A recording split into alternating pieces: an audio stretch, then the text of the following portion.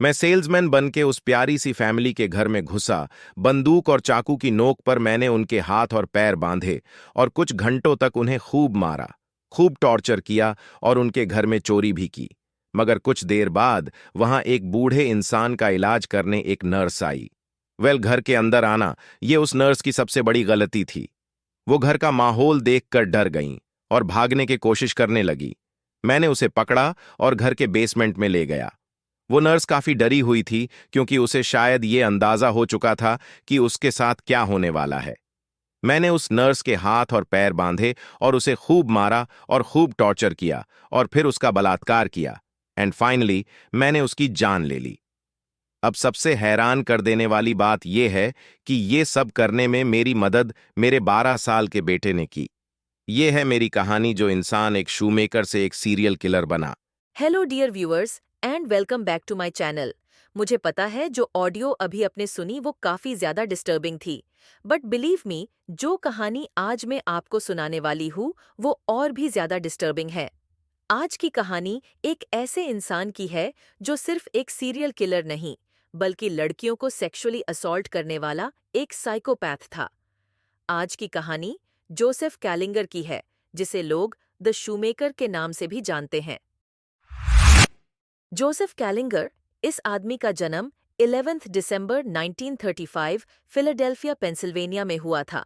कैलिंगर की मां ने उसे फॉस्टर केयर भेज दिया जब उसके पापा उसे और उसकी मां को छोड़कर चले गए। ऑन 15 अक्टूबर 1939, कैलिंगर को ऑस्ट्रियन इमिग्रेंट्स ने अडॉप्ट किया, which was the worst turning point of his life.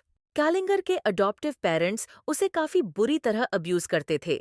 जब वो केवल 6 साल का था, तब ही suffered a hernia inflicted by his adoptive father. जब भी वो कोई गलती करता था, तब वो उसे काफी सिवियर पनिशमेंट देते थे।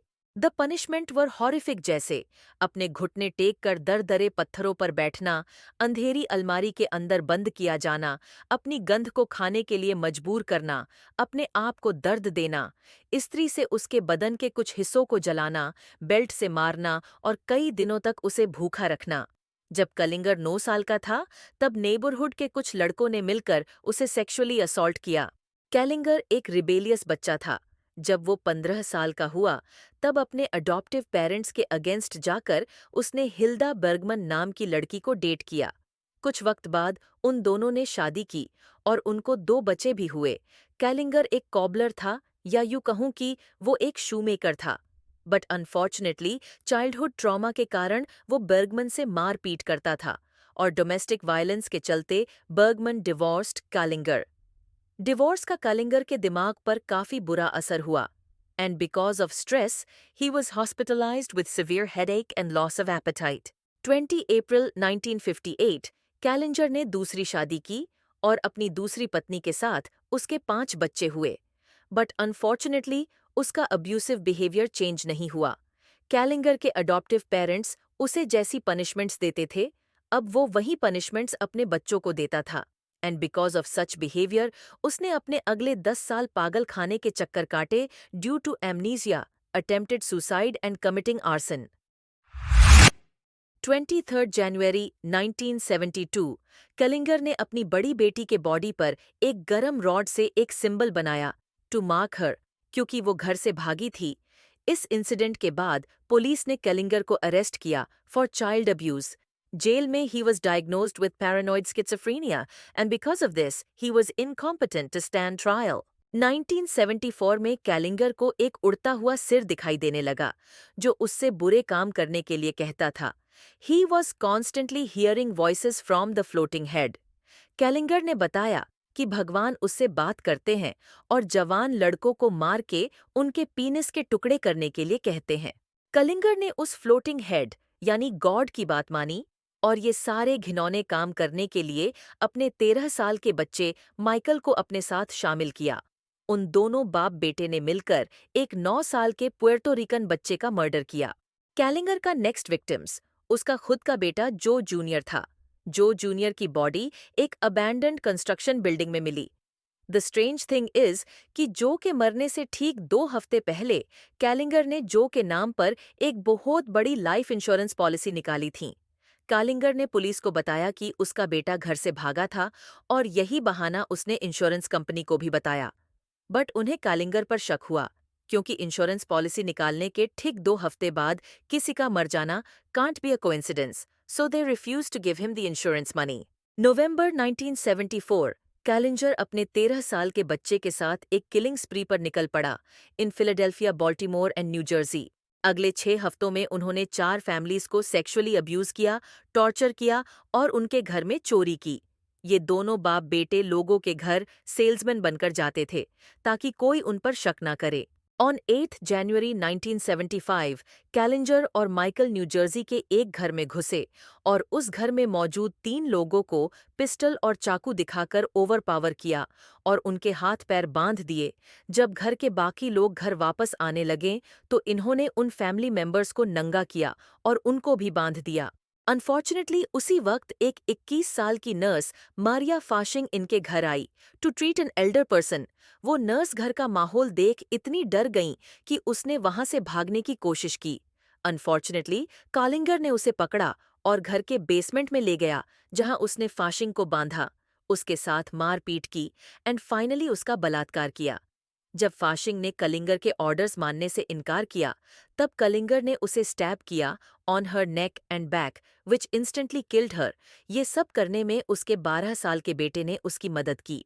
जब दोनों बाप बेटे नीचे बेसमेंट में थे, तब घर का एक फैमिली मेंबर जो बांधा हुआ था, उसने अपने आप को छुड़ाया और बाहर जाके मदद के लिए चिल्लाने लगा। नेबर्स ने उसे देखा और पुलिस को इन्फॉर्म किया। अनफॉर्चुनेटली जब तक पुलिस वहां पहुंची, तब तक कालिंगर और उसका बेटा सिटी बस पकड़कर वहां से भाग चुके थे। लकीली उन्होंने एक गलती की। जब वो फाशिंग का मर्डर कर रहे थे, तब कालिंगर के शर्ट पर फाशिंग का खून लग गया और एविडेंस मिटाने के लिए उन्होंने ब्लड स्टेन्ड शर्ट और मर्डर वेपन बस से बाहर फेंक दिया। पुलिस ने अपनी इन्वेस्टिगेशन शुरू की and they found blood stained white shirt of Kallinger. Shirt के लॉन्ड्री मार्कअप से और आई विटनेस टेस्टिमोनीज से पुलिस को कैलिंगर के घर का पता चला।